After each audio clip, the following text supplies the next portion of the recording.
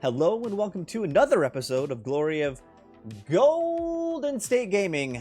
I'm your host, Swamp Swimmer, and with me today, my round 3 opponent of the ACO 2025, Alex. How you doing, Alex? Welcome to the show. Well, I'm doing okay, thank you. So, we got paired into each other. Your group was all East Coast Warriors guys, right? Like, your team was everyone from the New York area, right? Or from the New York, New Jersey area. New Jersey, New York. It was more like club people just gathering up people who like old world. It's not like professionals. Like I've never seen a professional Warhammer player before in my life. What is What a professional Warhammer player? I don't know. So I'm sure plenty of people think they're professionals, but yeah. Yes. But people who came up with the same like uniforms together, I think that's pretty professional. Yeah, true. Yeah. So you're with a group. I want to point out your crew member Andrew. He freaking dodged me. I wanted to play him this round, and he chose not to play me. I'm still angry about it. If you're watching, Andrew, I'm watching you. But anyway, before we get into this battle report, Alex, take me through your Warhammer story. Like, when did you start playing? What was your first army? I'd love to hear it. Go ahead. Well, it's a very long story, but I'm from Korea, South Korea, Seoul.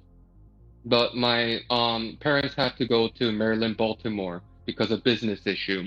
Mm-hmm. That was like when I was 9 to 11 years old. And because I didn't speak English, I had a hard time going like intermingling with my friends. Yeah, meeting And people. that's when meeting with people, making friends, connecting. So but I accidentally ended up in a mall where in a games workshop. Mm-hmm. As a child, it was like an amazing experience. And I remember the first thing I bought was a 5th edition Stegodon, which was a giant hunk of metal. Yeah, like that's the thing's a brick. Yeah. Probably not. Yes, probably not the first thing a 10-year-old child who had never had a miniature experience could start with. It took me like 2 months to assemble and glue together, and then that's where the hobby began. I was always a Lizardman player, and then even when I went back to Korea around when I was like 12.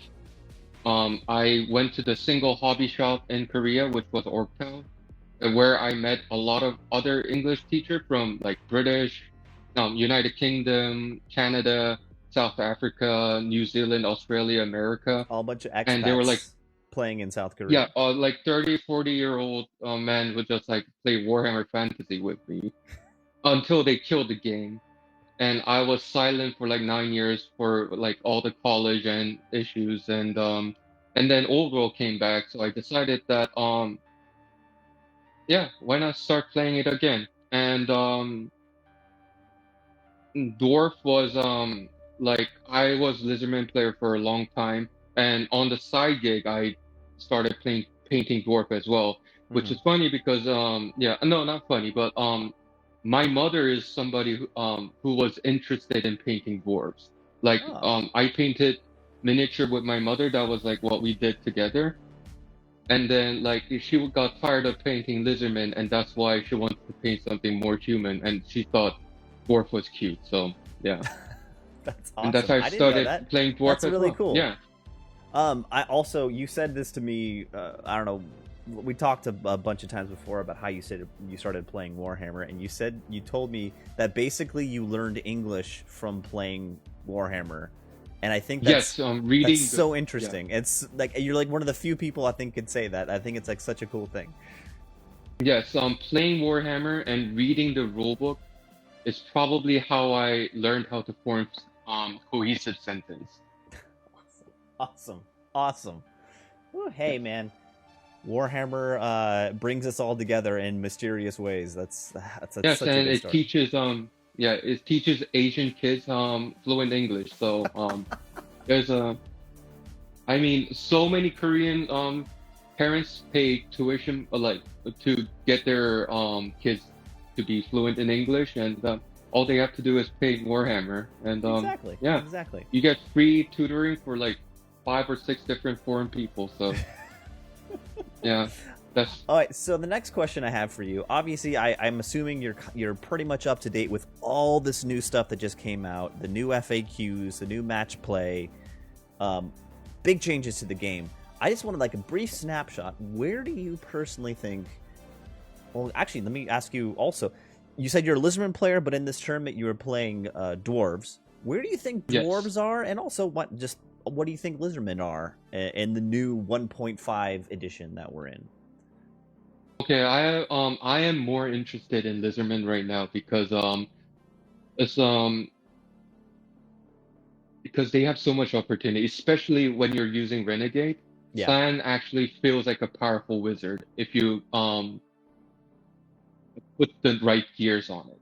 Mm-hmm. And I think there's a lot of options right now, and very excited to try to make Slan work with tempo guards, especially with tempo guards with 3+ armor save. Yeah, like Temple Guard, but also even I think Saurus Warriors, which were like no one took them for any real purpose in the previous Yes. in 1.0, and now they're like Yeah. maybe kind of good, maybe. Yes, there is a decent chance. Especially with Plague of Rust, they Yeah. have a fighting chance against Night Charges, which is incredible. Because I love Saurus Warriors, so I'm really excited with Lizardman. I really want to play them more to see how it works. I think Army is at its best when there's so many options just suddenly open and you're just trying out new stuff.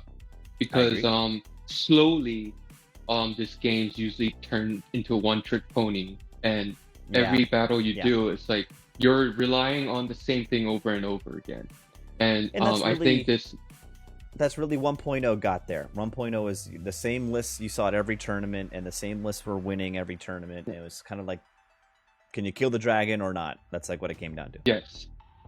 And then speaking of dwarves, I will say that like universal 3+ armor save on everything will really change how you can play dwarves.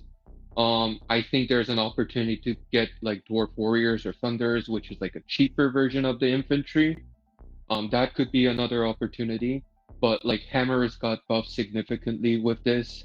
Sadly, Ironbreaker is kind of like useless, but like, and then Iron Drakes, we don't even talk about what happened to them. Oh no. Yes, but it never hit anything, so it was never an issue. I've only played against them a few times, and they never did a whole lot. I don't know. Yeah, even the other dwarf guy, who had a 2 unit of Iron Drakes, complained that it never hits anything. It's always, I feel like, 30 rolls of 6+ is always better than 1 roll of 2+. So. Very true. Very true. Yeah. But enough chatting. I think we should get into the battle report. Let's get into it here.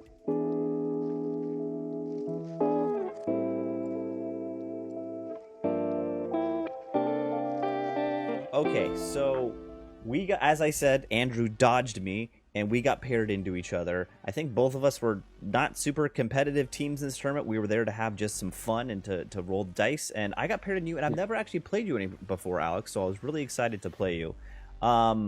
Let's see here. This was the classic secure the center scenario, which was actually pretty bad for being pretty good for you. This is dwarves excel at holding the center, obviously. You start accruing points after turn 2 and after, and by the end of the game, whoever has the most points for holding the center piece gets the secondary objective. Pretty clear. Speaking about my army, if you're interested in any what I brought to this tournament, please click the link right above my head. It'll take you to my round 1 video. Where in that video I go over my list in some detail. So please click that link if you're interested. But let's jump over to Alex's army. No need to go through this line by line, Alex, but tell me like what this list does. Like what works together. Well, it's very, very Royal Clan army, which is getting an unkillable king, Yep. and supported by a runesmith that gives all the buff necessary for the king to be more spicy. And then you have Anvil of Doom to just fling your Death Star towards the enemy so they can be in combat as soon as possible. And then core is going to be the Death Star, Longbeards, which is probably one of 27 Longbeards, probably one of the best infantry, almost as Chosen Callous Warrior level of good. And then besides that, we have hammerers because I painted some hammerers and I want And to you need to use them. Use them. Yes, I painted them pretty good, so I wanted to use them. And then the 1.5 came out, so because if I had that, it would be a lot better hammerers. But I want to see how it works. And then dwarf card, always necessary to fling that dwarves. And then 2 iron drakes, which was necessary during that time to just give that cannon. The Trollhammer torpedoes. Yeah. That's where it's at. Trollhammer torpedo to kind of pressure the enemy dragons. And then one thing that people didn't disagree with, but I brought anyway, was the Rangers, because I always felt like Rangers have potential, because they have Scout and Skirmisher. They can actually do a lot of area control, especially for Royal Clan where they don't have access to gyrocopters. So I wanted to play with them. That was the little unorthodox choice for my army. Yeah, I mean, I don't think they're super optimized, but they're still fun. And you're exactly right. They can pop up scouting, do some funny things, get into the backfield, clicking off some wounds where they need to, charge a flank when they need to. They're not a bad unit. Yes, and I think only against this battle against you, the Ranger actually did something, which was prevent flanking ambushing for my Anvil of Doom. So. Yeah. Yep, they serve their purpose, but we'll get to that. So basically, let me see if I'm getting this right. You've got the Big King 341 points. You've got the Runesmith 265 in the unit of 227 Longbeards, which is 503 points. That ends up being roughly like 1,100 points altogether. Yes. Yeah, basically half your army in that one unit. Yes. Well, more than. I guess it's because I guess it's because what I found out playing that previous 1.0 dwarves was that like you get outmaneuvered so easily, especially in tournaments where everyone's bringing flying monster that could go anywhere. Mm-hmm. If you have smaller units, for me it's so hard to actually try to outmaneuver somebody to actually do something, and so it kind of ends up in a point denial. But everyone says dwarf is a point denial army, so that's my excuse. It's what they're good at. Yes. All right, so let's move on to the actual battle report here. Here's deployment. This was standard deployment. Obviously, you can see the big objective in the center of the board. I obviously have very few drops, so I basically ended up dropping first, and then you basically responded to me. I had the 4 pieces, the 2 pigs, and then the 2 giant spawns kind of evenly dispersed across the board. And then it came to the decision for me to where to drop my 1 unit on the board. I realized in this game I did get Seed of Shadows, so I could, do the 24-inch march with that unit if I needed to. And that's why I decided to put them on the far right there. I wanted to sweep them around the hill into the center of the board, maybe hold the center of the board a couple turns and maybe win secondary objective, but I wasn't super confident about that. So that was my deployment. How did you respond? Well, I was more concerned about this ambushing army. The almost half of the army that was not on the board, because everything on the board currently could be killed by like king. Yeah. But it's making sure that the other half of the army won't be there in time wherein I'm killing other units. They will be able to reach me so they can sandwich me in some way, or go for the Anvil of Doom. That could be like will make a lot of planning more restricted. So what I was thinking about is that this Death Star is going to be in the middle no matter what. So we don't have to think about like other deployments.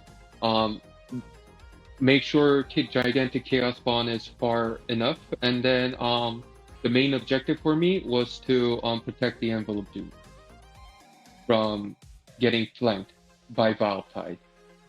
Yep, that was the key. My one, ambushing Vile Tide.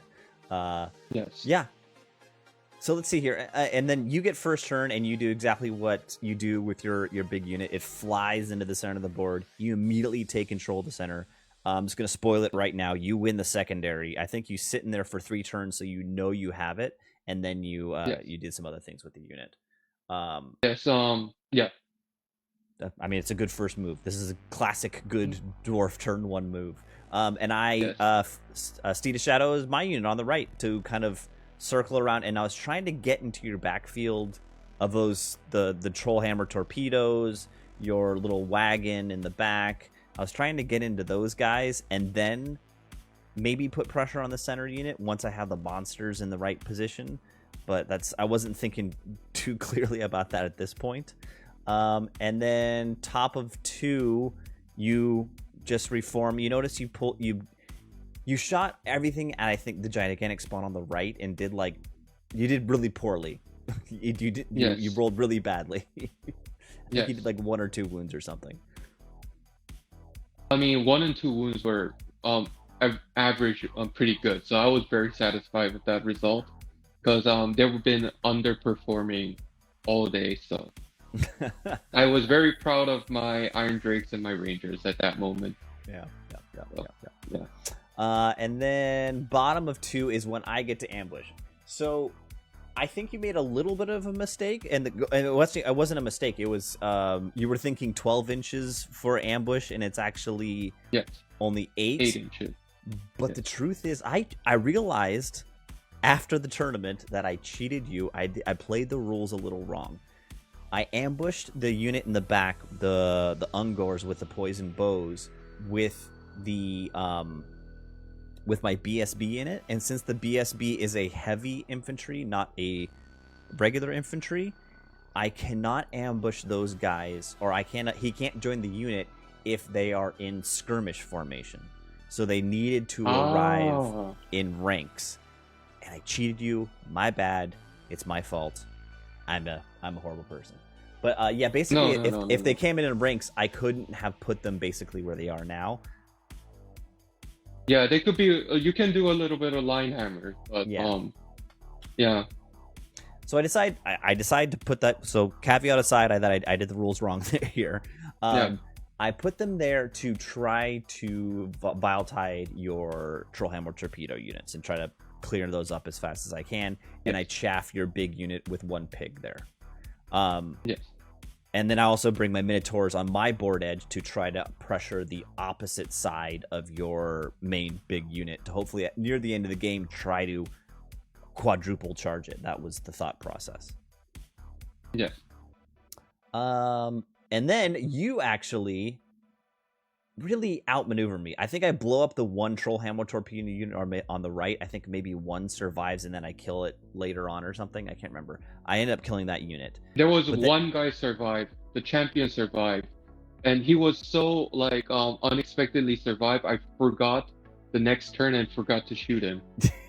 So we both thought it was gone. So yeah.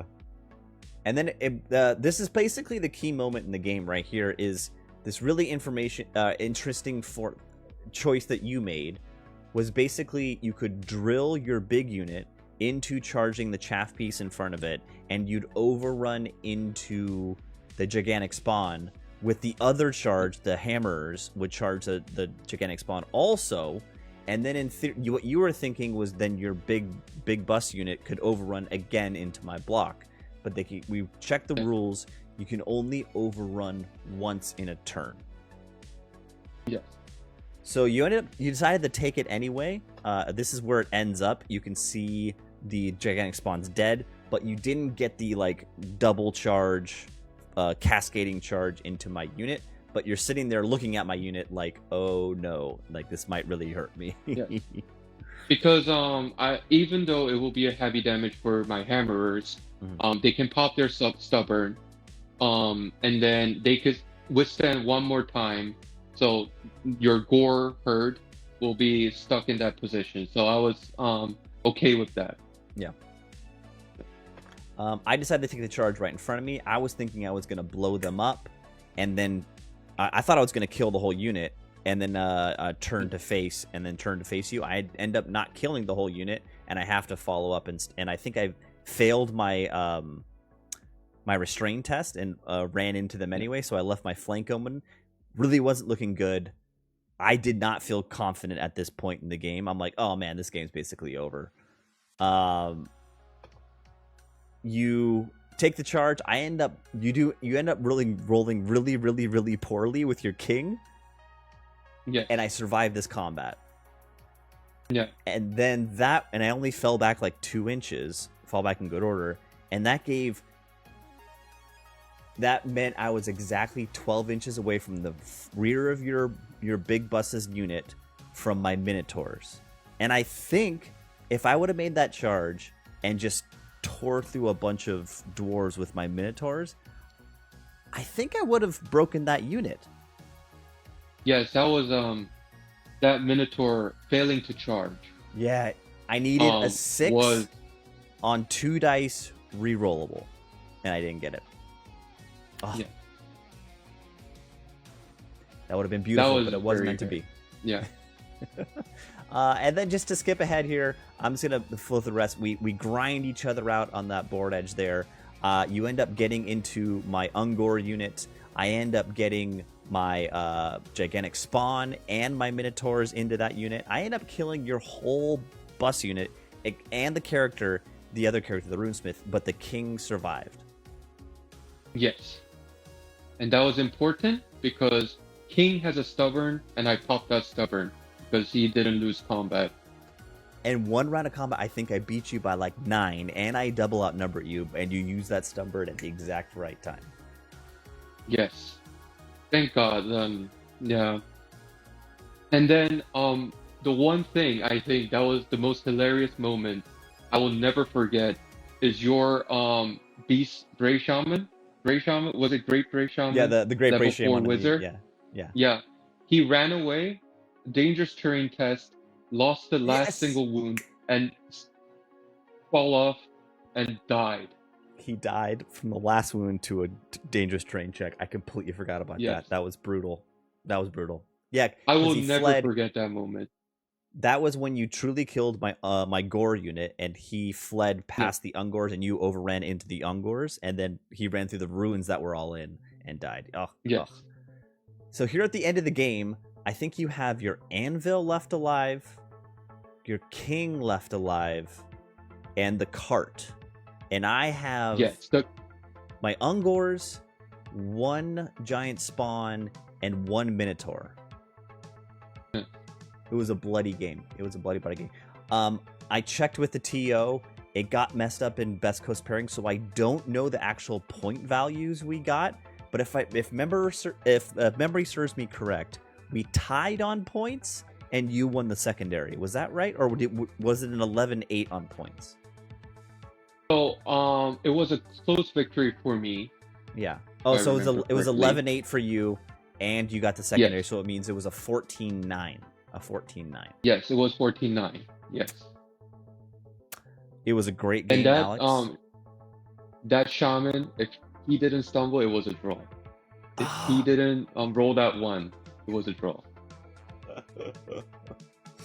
If he hadn't rolled that 1, it would have been a draw. I'm just happy I actually busted your king's unit. I didn't get the king, but I busted the whole unit. I'm proud of myself for that one. Yeah. I actually, the moment when I did that double charge, no, not the double charge, but get that perfect charge on your war, I thought like in a single turn I will kill that unit and then overrun to your Ungor, so I'll have the perfect victory that I was thinking about. Mm-hmm. And I was surprised, like I keep forgetting how bad infantry can be. Yeah. And yeah. Also, that was a big unit. That was like 30 something, 36 gores. So like, you weren't gonna like kill the whole unit, and you weren't gonna break me. That's like, yeah, you have to be used from 8th edition. Like, you could just you could win a combat and run down any size unit and kill it one turn. You really can't do that in this game. You have to grind it down. Yes. Yeah. But that leaves us at the end of the round. It was a great game, Alex. Thank you so much. I also have to say, you have a wonderfully painted army. Your dwarves look awesome. Did you paint all of them, or did your mom paint some of them? Well, my mother is in South Korea, so I painted all of my models. Because I'm going back to Korea soon, bringing all my Warhammer back, I'm very excited to show her what I have achieved with my 2 art degrees, art school degrees. So yeah. Very good. Yeah, Very it good. gives. Yeah. All right. Well, I think we'll call it there. If anyone's still watching, please hit that like and subscribe button. Alex, thank you so much. Safe travels back to South Korea. And if you build an old world community in South Korea, in Seoul, I will come for a tournament. I promise. I'm calling it right now. If you are watching this and you're in South Korea, look up this guy. There's going to be an old world community in South Korea soon. I'm looking right now, so I'm hoping, I can connect like friends I made 9 years ago. Hopefully they're still in Korea teaching English. I mean, it's so yeah. I mean, it's just a new world. So it will be exciting. Thank you. Yeah. Awesome. Well, thanks again, and we'll see you next time.